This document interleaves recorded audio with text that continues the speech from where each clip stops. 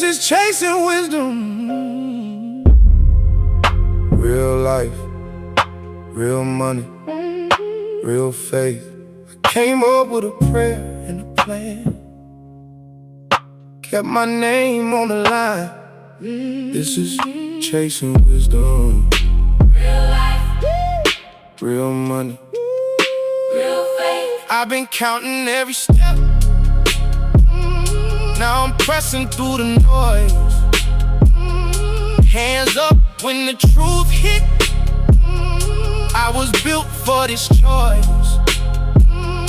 This is chasing wisdom. Real life, Real money, real faith.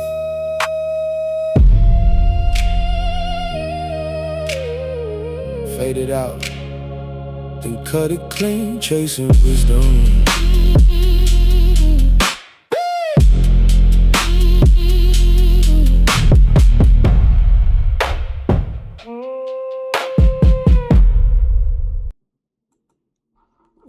What up? My name is Rodney Loriston, and this is Chasing Wisdom Podcast. I got a good one for y'all today. So you already know we talk business, finances, credit repair, credit utilization, and Jesus Christ, and plenty more. You know, we trying to build financial wealth, financial freedom.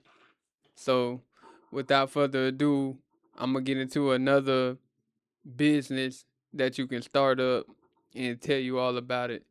So today's topic is the ATM business. So starting an ATM business and build it up to where it's making $3,000 plus a month passive income. All right. So understanding the ATM business, right? How ATMs actually make money, the surcharge. All right. So every time someone uses a non-bank ATM, they pay a surcharge fee, typically between $2.50 to $3.50 per transaction. And that fee goes directly to the ATM owner. As the machine owner, you are essentially operating a fee generating kiosk that requires inventory, no employees, that requires no inventory, no employees on site, and no active selling. The key metric to understanding this is transaction volume. A machine doing 200 transactions per month at $3 surcharge transaction volume generates $600 per month from a single location.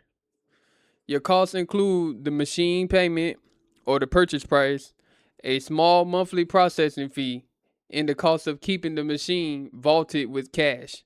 The gap between revenue and cost is the net profit, and it is compound as you add more machines to your network.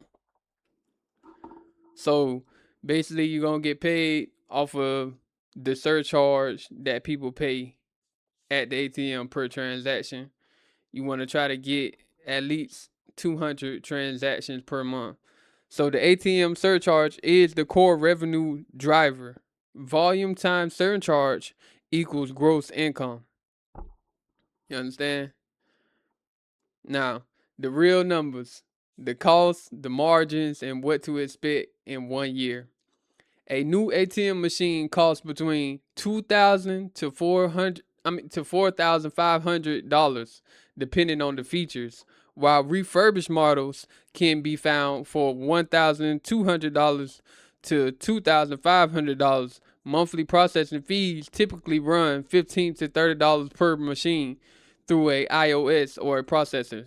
Some location agreements require you to share a portion of the surcharge, usually 10 to 25%, with the location owner as a placement incentive. A realistic first year expectation for the beginner with 3 to 5 machines is $1,500 to $3,500 per month in net income, assuming well chosen locations. Understanding these numbers before you invest protects you from overextending and helps you create a realistic business plan. So know your full cost structure, machine costs, processing fees, and location splits before calculating profit. And I like to tell y'all this before we go even further. Make sure you buy your machine new. You don't want to go to eBay or uh Amazon. I mean not Amazon, but like Facebook Marketplace or Craigslist or something like that, because typically these machines have devices added onto them that's stealing people's card information, and so the people will sell the machine for a real low price just to get somebody to buy it so they can start scamming. Now every time somebody makes a transaction at your machine that you're now going to be liable for the transactions, it's scamming the people and getting their information and things like that. So you want to buy a brand new machine, regardless of the price.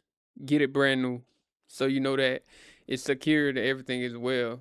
Don't get it used. All right, but we're gonna move forward. ATM business versus other passive income streams. Why this model wins. Unlike rental properties, the ATM business requires no tenants, no maintenance calls at all at midnight, and no mortgage qualification. Compared to vending machines, ATMs have fewer schools to mess it. In fact, there are only one product, cash. Drop shipping and e-commerce requires constant marketing spend, algorithm management, and customer service. ATMs operate independently once placed. The barrier to entry is relatively low compared to the franchises that require $50,000 or more startup capital. The scalability in linear and predictable. Each machine you add increases revenue by a calculatable, consistent amount. So the ATM model is uniquely low maintenance because there's no inventory, no customers to manage, and no algorithm to chase. All right. So, the legal structure and business setup starting the right way. Before placing a single machine, you must establish a proper legal entity. A single member LLC is the most common and most protective structure for ATM operators. You will need an employer identification number or EIN number for the IRS and dedicated business banking account and a business checking account to vault your machines from. In most states do not require a specific ATM operator license, but you should verify your state and local municipality requirements before launching. Keeping your ATM cash and personal cash completely separate is not only a smart accounting move, it also protects you legally from making tax time significantly easier. Consulting with a business attorney or CPA who understands cash incentives businesses is worthwhile investments before you can scale beyond 5 machines. So set up your LLC and a dedicated business bank account before buying your first machine. The legal foundation is non-negotiable. Make sure you check in with your municipal, you know what I'm saying, for the requirements if you need an operator license. All right, now finding and securing profitable ATM locations. All right, the anatomy of a great ATM location. What to look for. All right, all right. The single most important factor in ATM profitability is foot traffic, specifically foot traffic from people who are likely to need cash. Ideal locations include bars, nightclubs, convenience stores, gas stations, check cashing businesses, laundromats, barbershops, nail salons, flea markets, and event venues. A location that is open late or 24 hours compounds your transaction potential significantly because ATM usage peaks on Friday and Saturday evenings.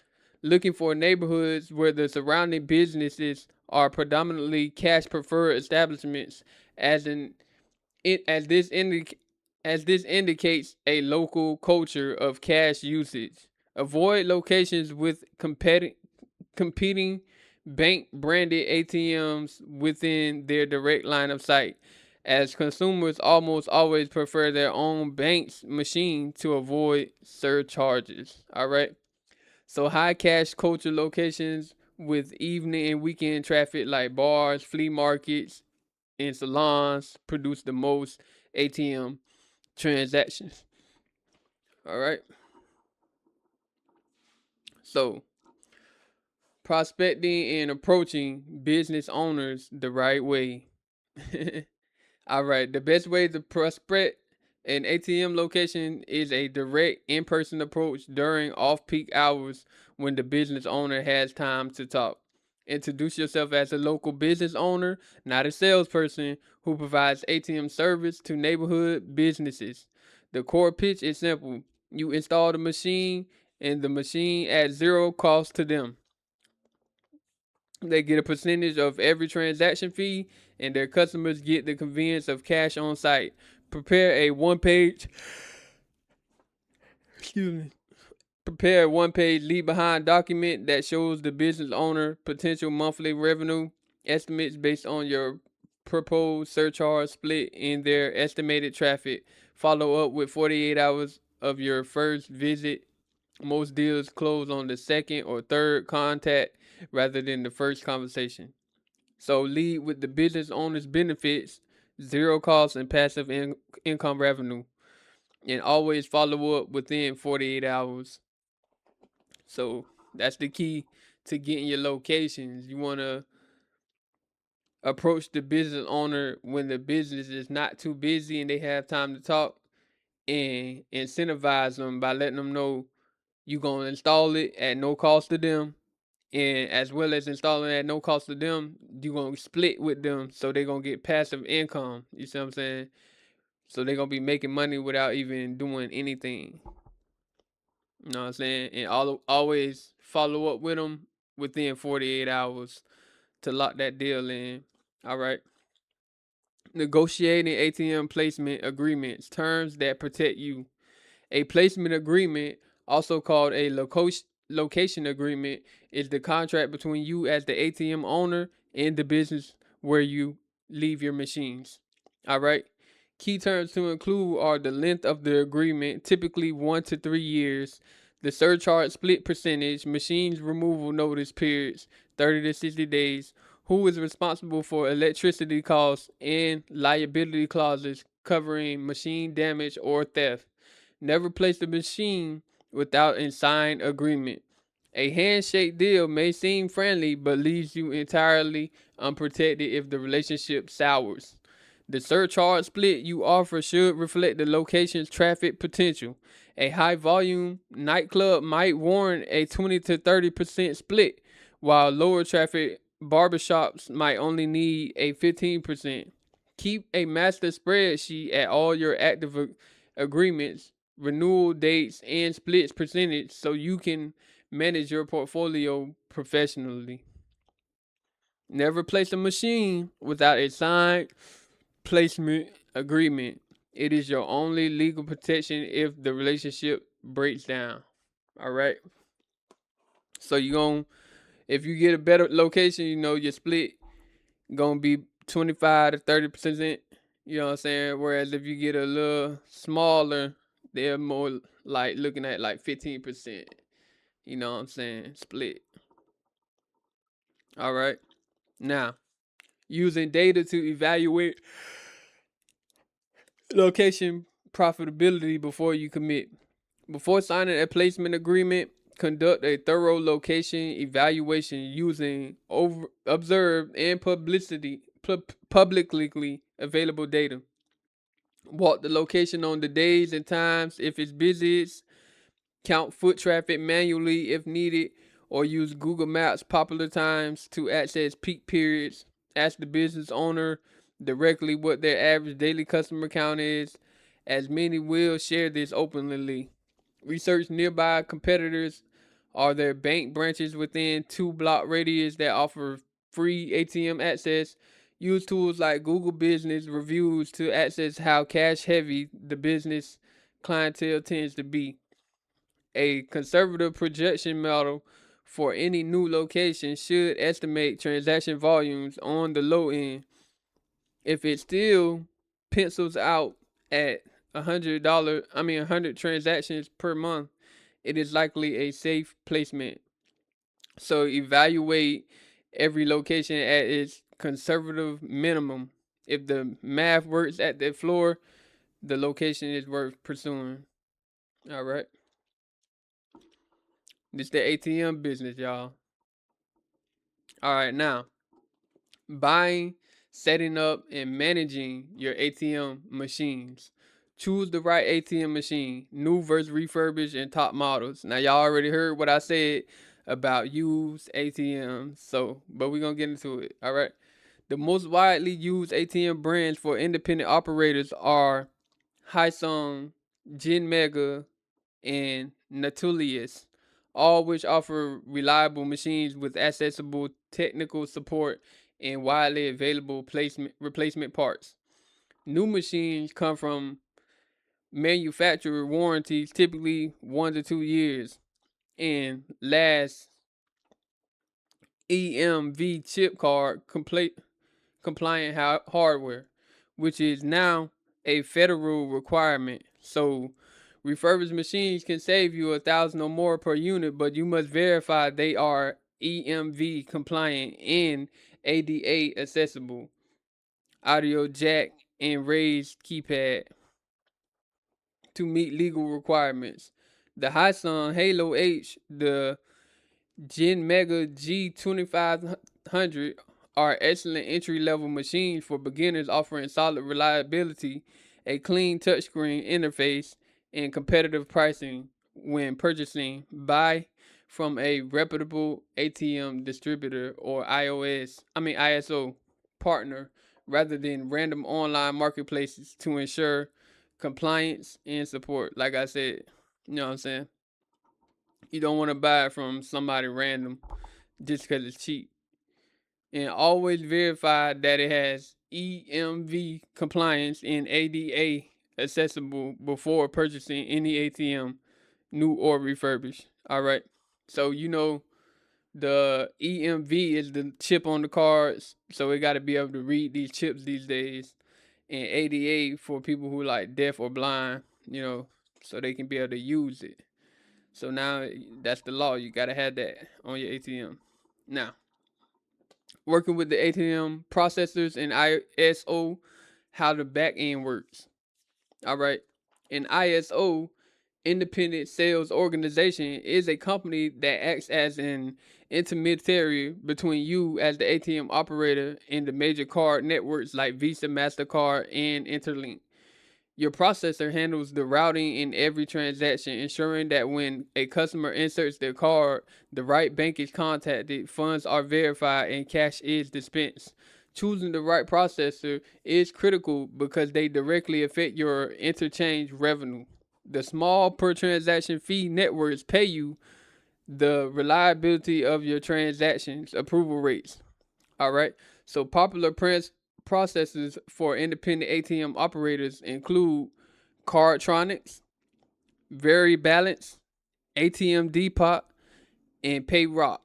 Compared to processors on four criteria: monthly maintenance fees, transaction fees, interchange process through policies, and the quality of their technical support. So you want to check those out, and that's how you compare who you're going with. So choose a processor that passes through interchange revenue and provides reliable technical support. It directly impacts your bottom line.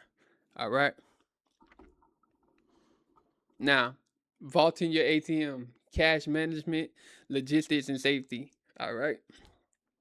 So, vaulting refers to the process of loading cash into your ATM machine, and it is one of the most operationally important aspects of running this business. You are using your own cash to fund the machine, which then earns back surcharge revenue on top of the principal. Your money is essentially working for you by circulating through the machine. A standard ATM cassette holds 1,000 to 2,000 bills, so a machine loaded with $5,000 to $8,000 is typically, depending on your transaction volume. You should monitor your machine's cash levels remotely through your processor's online portal and set low cash alert thresholds, typically when the machine drops below 1500, to ensure that you never run empty. For operators with multiple machines, establishing a cash loading schedule and using a designated vehicle with a discrete cash carrying bag or case reduce the operational and security risk of moving cash. So monitor cash levels remotely and set alerts well above zero. A machine that runs empty loses money and damages your relationship with the location. All right. So you want to put at least $5,000 to $8,000 in there of your own money. You know what I'm saying? Because I know a lot of people trying to figure that part out. So if I get the ATM, how do I get the money? Use your own money, and your money is going to work for you. And all you got to do is keep it stocked and keep it stocked. That's it. Set your alerts so you ain't gotta drive over there every day. Oh, let me see if I got money. Nah, your alerts will come through. Your processor alert you, and that's when you know go reload it. You know what I'm saying? Simple as that. So this is a business. I'ma say you can start with probably, let's say you put $8,000 in it. You buy the machine. We're gonna say $5,000. You know what I'm saying? So you're gonna need about 13,000. You know what I'm saying? To run this business, to start it up with one machine. You know what I'm saying? Now that's a high number, but it's not, because you can start with 5,000. You know what I'm saying? I still feel like you can finesse if you want to. You can start with like 2,000 and 3,000. Now you have to reload it more often, but over time your money will start growing and you can start leaving more in there. It's a way to do everything. It depends on your foot traffic. You know what I'm saying? If you got heavy traffic, then go ahead and throw that big lump sum in there and make that money. But if it's kind of slow or something, I mean, you know. All right, ATM machines, maintenance, troubleshooting, and maximizing the uptime. ATMs are generally reliable machines, but common issues include paper jams in the receipt printer, card reader errors from dust buildup, communication errors from internet connectivity issues, and cassette errors from improperly loaded bills. All right. Most processors provide a technical support line that can diagnose issues remotely and walk you through fixes over the phone. This resolves the majority of the problems without a technician visit. Keep a basic maintenance kit on hand, including receipt paper tool rolls. All right. Alcohol wipes for the card reader, your machine manual for error code reference, and when an issue requires an in-person technician, your processor or machine manufacturer can refer you to a certified field tech in your area. Typically, service costs range from $75 to $150. So tracking your machine's uptime percentage, the ratio of the operational hours to total hours, is key performance metric. Aim for 98% or higher uptime at every location. So maintain a basic troubleshooting kit and know your processor's tech support line. Most ATMs issue a solvable without paid technician visit. All right. So now we're going to get into scaling up to $3,000 per month and building a business portfolio. All right. The path to $3,000 a month: building your machine portfolio strategically. All right. So reaching $3,000 per month in net income typically requires a portfolio of 8 to 12 well-placed machines, assuming an average net income of $250 to $375 per machine after all costs. All right. The strategy approach is scaling is to reinvest profits from your first one or first two machines into funding the purchase of your next machines, creating a compounding growth cycle without taking on additional personal debt. Track each machine's monthly performance, transactions, gross revenue, expenses, and net income in a simple spreadsheet to identify your top performers and your underperformers. Replace underperforming machines by relocating them to better locations rather than selling them at a loss. Set a quarterly revenue target and work backwards to determine how many machines you need at your average per machine income. All right. So the scale, you must reinvest your profits into new machines and track every machine's performance monthly to identify and fix underperforming machines. You know what I'm saying? That's how you get a just gotta pay attention, track it down, do the numbers, and see which ones are performing, which ones not. If it's not performing, move it to somewhere else where it can perform. Don't just snatch all your profit and live. Go ahead and reinvest and get more machines and more machines. The more machines you got, the more money you're gonna make. And that's how you scale up to that $3,000 a month. All right. You need about 8 to 12 machines. All right. So hiring help, when and how to bring in cash loaders and technicians. When you reach 5 to 7 machines, the time cost of personally loading them and monitoring each machine begins to erode the passive nature of the business. This is the right time to consider hiring a trusted individual, often called a cash loader or vaulter, to handle the cash runs on your behalf.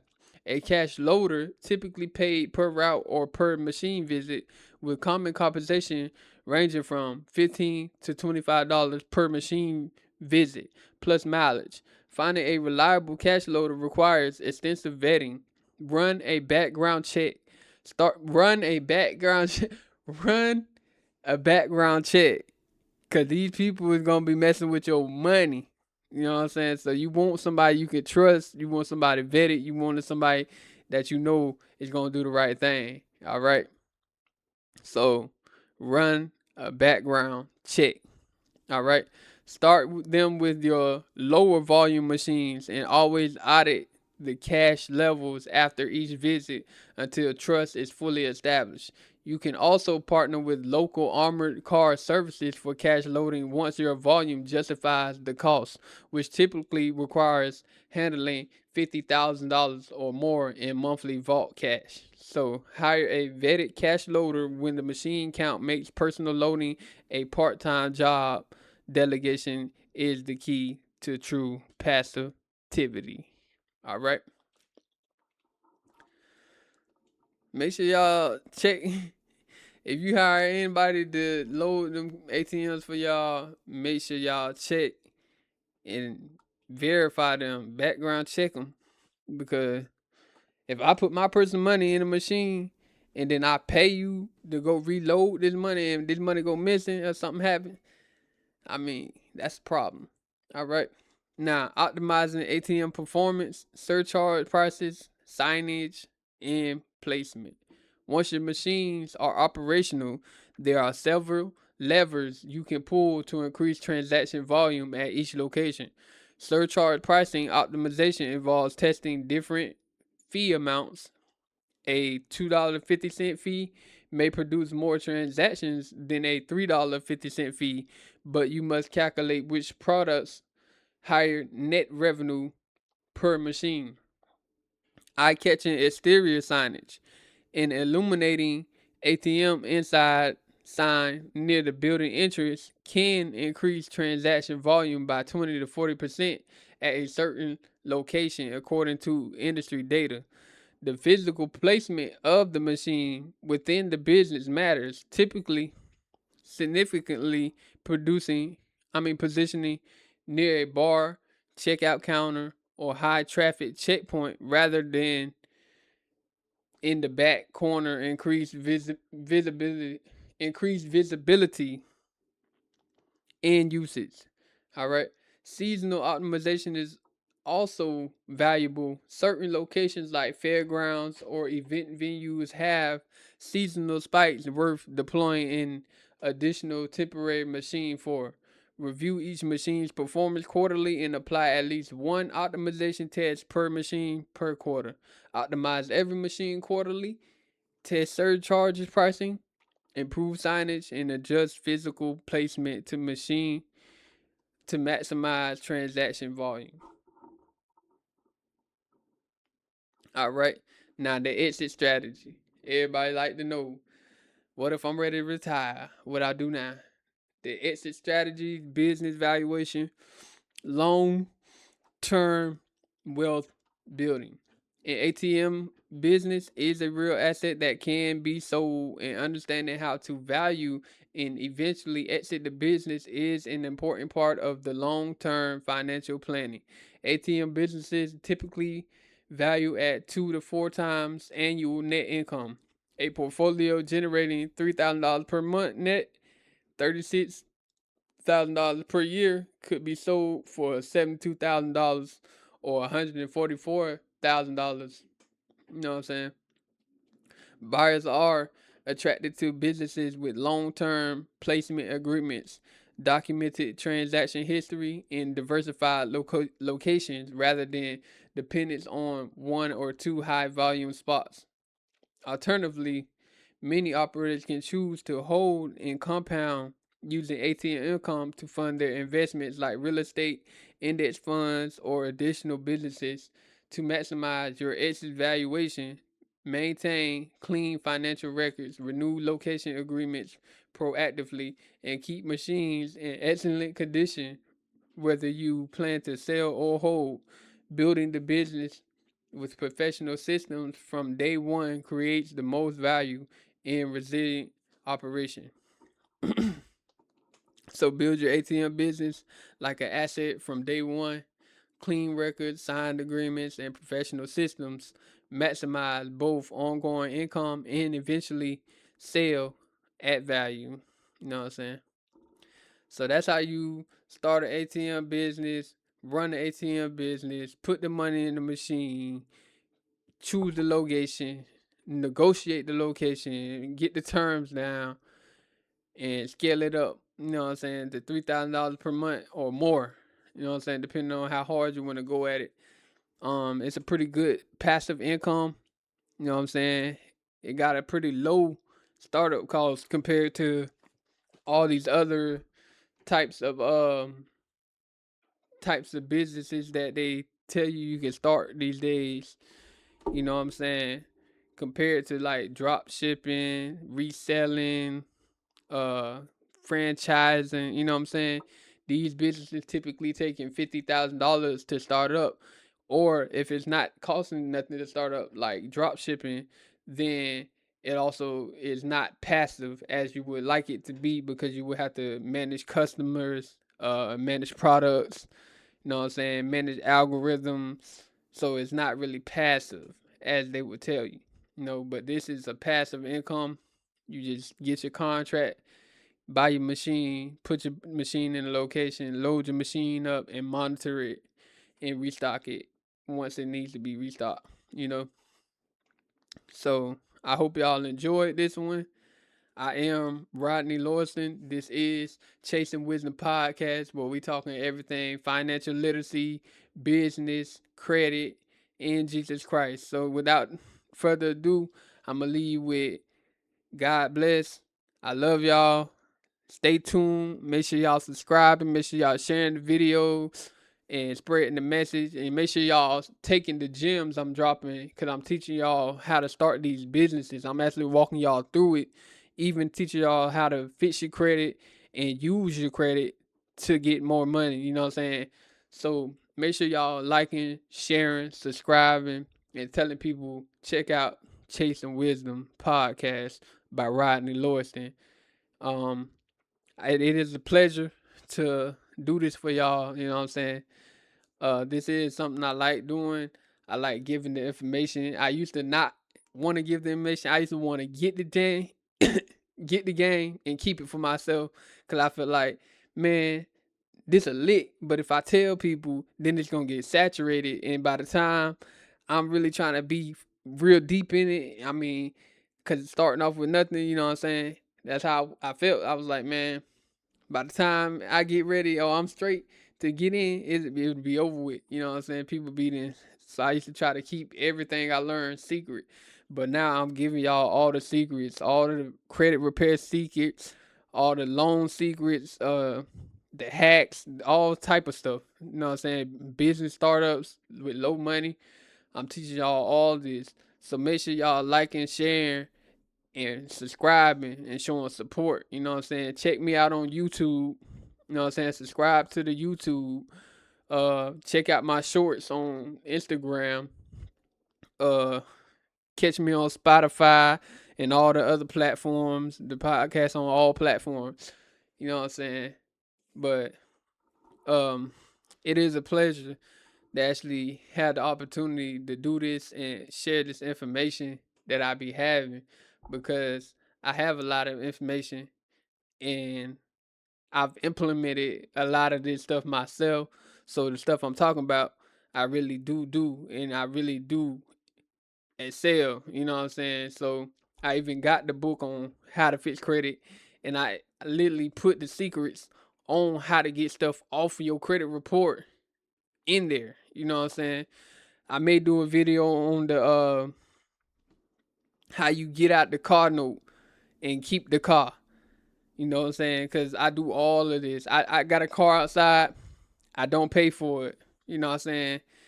I got it, and within 3 months, the car was mine. You know what I'm saying? Because it's a lot of consumer laws and credit laws and things that you gotta know in order to you know what I'm saying, just not get beat by the system. Cause the system is made to keep everybody working 9 to 5 and check to check to check. You know what I'm saying? It's made to keep you in that loop, but you can break free if you just get the information and apply it to your life. You know what I'm saying? But I am Rodney Lorson. This is Chasing Wisdom Podcast. I will see y'all on the next episode. I hope y'all enjoy it. Please make sure you liking, sharing, subscribing. And I'm going to see y'all on the next one. Peace.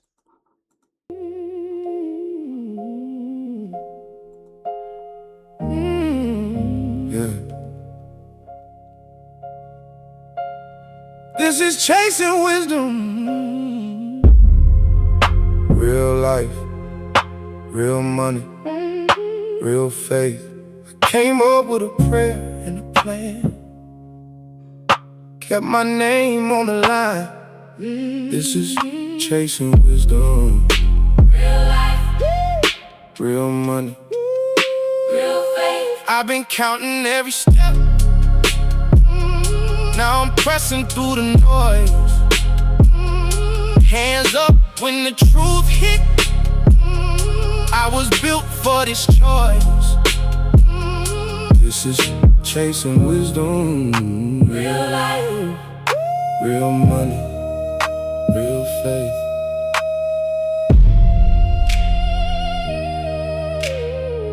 Fade it out, then cut it clean. Chasing wisdom.